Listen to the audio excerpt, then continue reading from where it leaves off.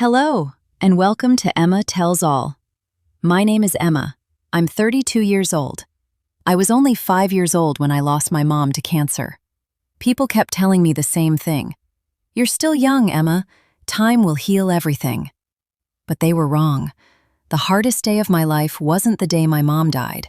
It was the day my dad got married again. I thought I was finally getting another chance to have a mother. I had no idea.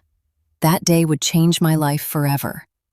When my mom passed away, our house became painfully quiet. The laughter disappeared. The smell of her homemade cookies faded away. Even the walls felt empty. Every night, I would hug one of her old sweaters because it still smelled like her. My dad tried his best. He never missed one of my school plays. He learned how to braid my hair, even though it looked terrible every single time. He packed my lunches. He read bedtime stories. But no matter how hard he tried, he couldn't be Mom. 2 years later, one evening after dinner, my dad sat beside me on the couch. He looked nervous. "Emma," he said softly, "I'd like you to meet someone." Her name was Rebecca. She had kind blue eyes and the warmest smile I'd seen in a long time. The first time we met, she gave me a teddy bear wearing a tiny red sweater. "You don't have to like me today," she told me. "I just hope one day we can become friends." I smiled. For the first time since losing Mom, I felt hopeful. A few months later, they got married. At first, everything seemed wonderful. Rebecca helped me with homework. She packed my favorite sandwiches for school. She read stories before bed and tucked me in every night. I truly believed life was getting better. But slowly, things began to change.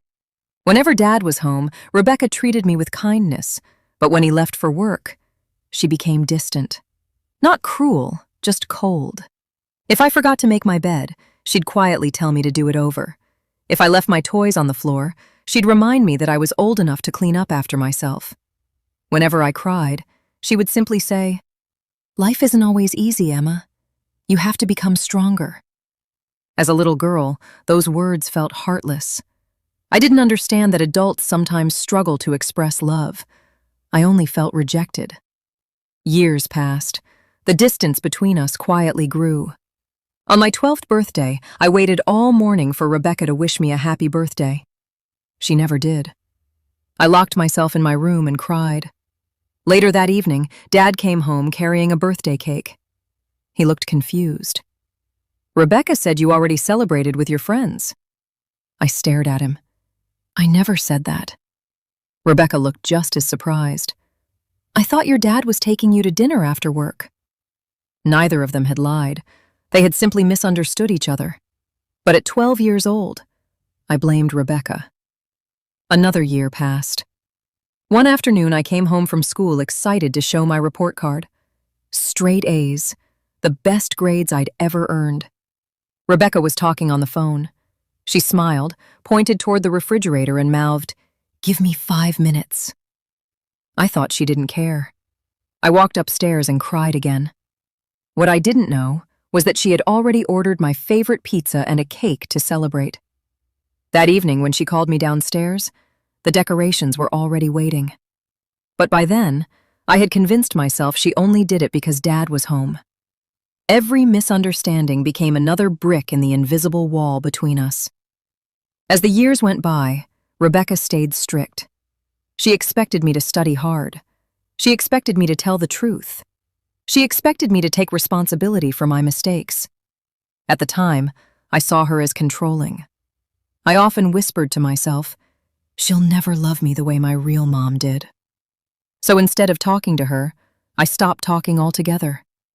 By the time I turned 18, we lived in the same house. But it felt like we lived in different worlds. Dad noticed the distance. He tried family dinners, weekend trips, movie nights.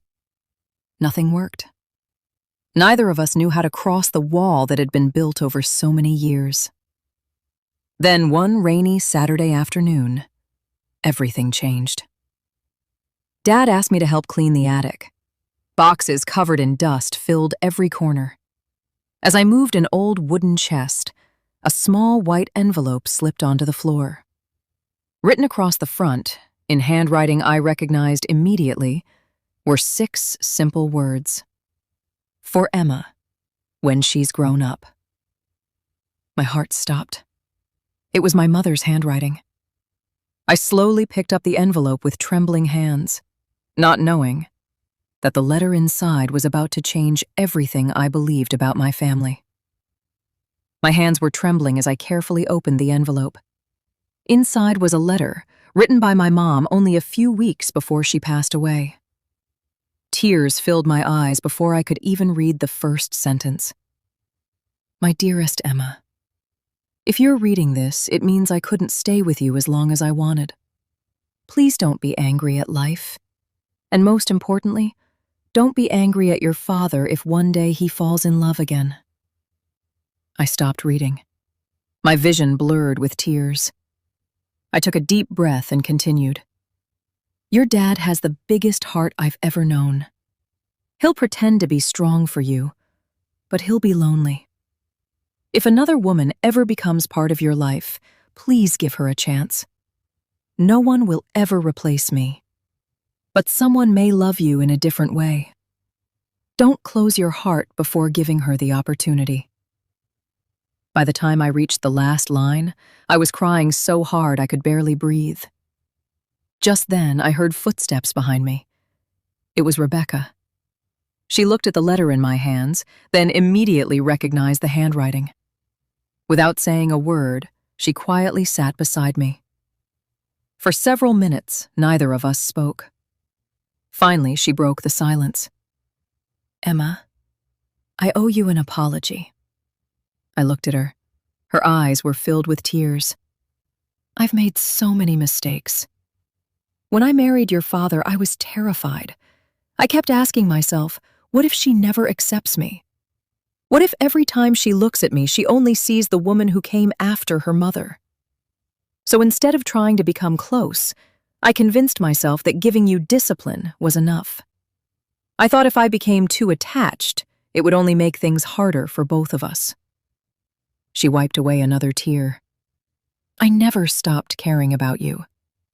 I just didn't know how to show it. I couldn't say anything, because for the first time I realized something. Rebecca had been carrying her own fears, just as I had been carrying mine. She smiled sadly. Do you remember your 12th birthday? I nodded. I thought your dad had planned something special, and he thought I already had. I cried that night too. My heart sank. All those years, I believed she simply didn't care. Then she laughed softly through her tears. And the day you brought home your report card? I wasn't ignoring you. I was on the phone confirming your surprise celebration. I wanted it to be perfect. Every painful memory I had held on to suddenly looked different. Not every wound had been caused by hate.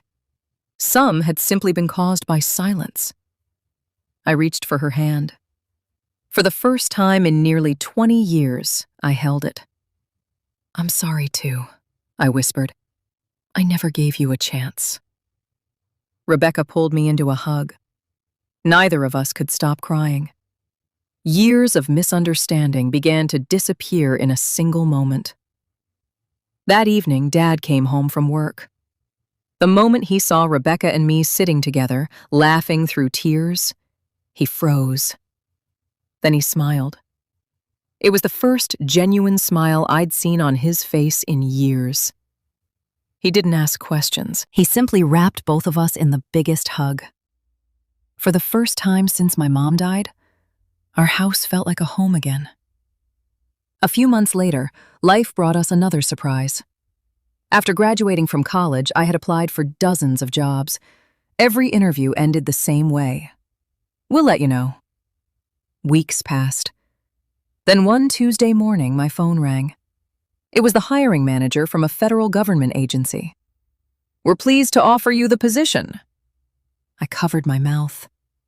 I couldn't believe it. It had been my dream job for years. The first person I called was Dad. The second was Rebecca. She answered immediately.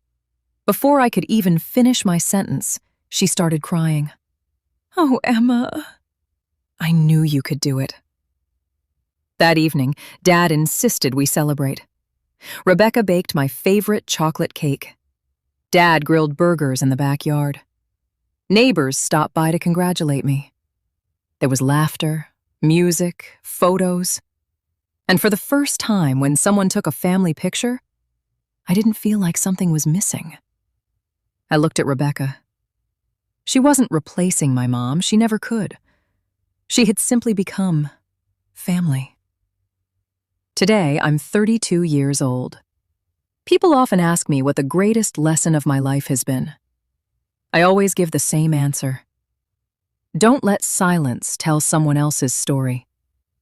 Sometimes the people who love us simply don't know how to show it. And sometimes the walls between us aren't built by hate. They're built by fear, misunderstanding, and words that were never spoken.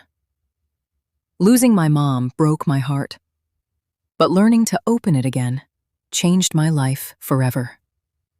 And if my mom could see us today, I think she'd smile, knowing that the family she worried about leaving behind finally found its way back to each other. Thank you for listening to my story. This is Emma, and this has been Emma Tells All.